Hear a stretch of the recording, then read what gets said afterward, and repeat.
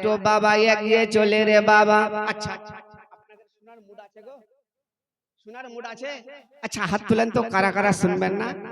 এই বাবা রে, আমি বলেছি কারা কারা শুনবেন না, এই তালে তালে সবাই হাত তুলেছে। জি হাজরাত, আল্লাহু আকবার। শুনেন, ব্যাপারটা হচ্ছে কি জানেন, যদি নামাজের আলোচনা করা যায় তো হয়তো কেউ বলবেন যে মৌলানা সাহেব এ তো পুরানা কথা, নামাজের কথা কি বলছেন, ঠিক কি না? কিন্তু না বাবা, এই মেহফিলটা রিসালে সাবাবের জন্য। কারণ খোদার কসম করে বলি বাবা, আমিও একজন এতিম, আমারও আব্বা নেই, আমারও মা নেই।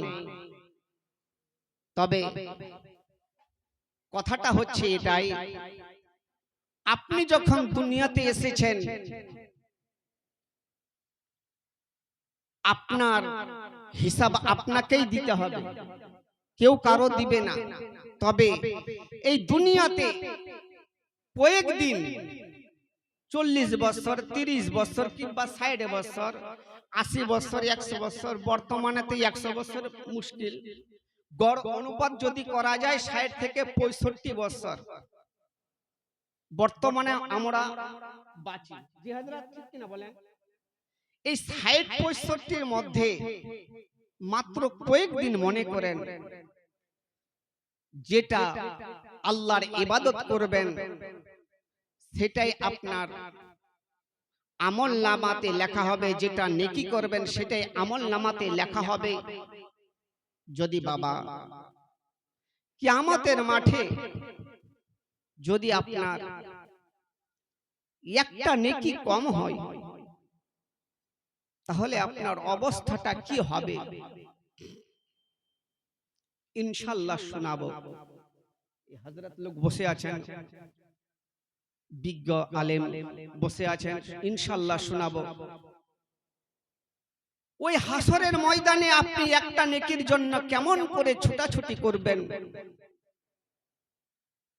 যার জন্য তো আজ এই ইসালে সাবাবের জন্য দোয়া খায়ের করা হবে। না জানি আমার আল্লাহ পাক কার দোয়াকে এই গভীর রাত্রিতে কবুল করে, আর যদি কবুল করে নেয় তার সাথে সমস্ত তার গুনাহ কবরের আযাব মাফ করে আমার আল্লাহ পাক তাকে জান্নাতি করে দিবে। জোরে বলি সুবহানাল্লাহ, সুবহানাল্লাহ।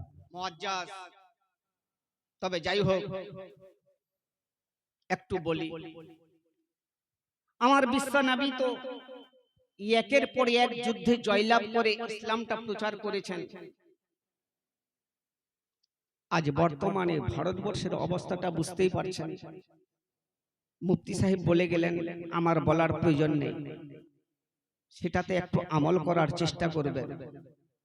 তবে নিজে নিজেকে বাবা একটু চিন্তা ভাবনা করিয়েন যে আমি কি করছি, আমার কি করণীয়, এতটুকু বলবো। আমার নবী পাক নিজের মাল ধন জান সবকিছু লুটাই দিয়েছেন, কিসের জন্য?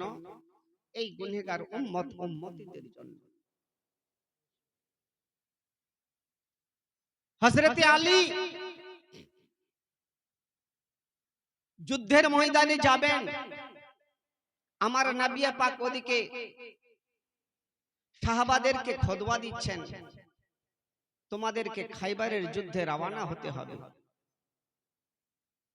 আমার নবী পাক, মা খালারা গো একটু ধৈর্য ধরুন, ইনশাআল্লাহ আপনাদেরও শোনাবো, খুব মন ভরে আজকে শোনাবো। যদি আপনারা থাকেন সারা রাত্রি চলবে, সকাল হয়ে যাবে বাবা ইনশাআল্লাহ। আল্লাহ পাকের ফজলে করমে নবী পাকের ওসিলাতে আপনাদের দোয়াতে যখন বসে যায় তো আল্লাহ পাক কোন দিক দিয়ে যে দিয়ে দেয় কেউ বলতে পারবে না। তো আমার নবী পাক কি করছেন? খুতবা দিচ্ছেন। কি খুতবা দিচ্ছেন? ওরে আমার সাহাবারা শোনো শোনো, আগামীকাল সকাল বেলা তোমাদেরকে খাইবারের যুদ্ধে যেতে হবে। এই যে দেখছো আমার হাতে ইসলামের ঝান্ডা, আর এক হাতে দেখছো জুলফিকার হায়দার। তোমাদের মধ্যে আমি এমন একজন আর হাতে তুলে দেব, আর এই ঝান্ডা নিয়ে খাইবারের